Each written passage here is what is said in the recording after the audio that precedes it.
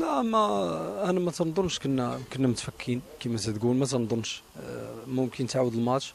كنا ممكن البيت اللي جا في الدقائق الاخيره ديال البريمير ميطا هو اللي ارتبكنا شويه، اما الحمد لله سيطرنا على المقابله كامله، لعبنا كره حديثه وهما كانوا لاعبين على المرتدات، سدوا لينا البلوك وكانوا لاعبين على المرتدات، نجحوا في هذاك الشيء اللي داروا، نجحوا فيه. ولكن الحمد لله حنا باقي ما شي حاجه ما خسرناها. حنا دابا التفكير ديالنا هو في 3 نقاط ان شاء الله ديال البطوله، هي اللي غتعطينا دفعه معنويه الماتش ديال الكاس، وحتى شي حاجه باقا ما طرات. حنا الحمد لله باقيين في الشامبيون. صراحة عبد الأقل، أنت كنت من أبرز اللاعبين اللي جلبوا فريق الرجاء في المقابلة الأولى، عطيتي عطاء متميز، عطاء كبير.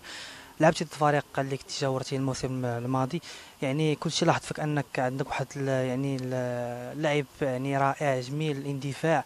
واش هادشي كامل اش كيدل انك الفريق بالضبط في فريق الجيش، وديكلاريتي انك باغي يعني تماركي ضد فريق الجيش الملكي؟ انا باغي نماركي الفريق ديالي، فريق الرجاء. كل ماتش انا تنحاول نثبت بالله الحمد لله نستاهل. فريق الرجاء هو يستاهلني. كل ماتش تنحاول نثبت وتنحاول نحسن المستوى ديالي، نطور المستوى ديالي ونظهر بواحد المستوى جميل ان شاء الله اللي يشرفني ويشرف فريق الرجاء.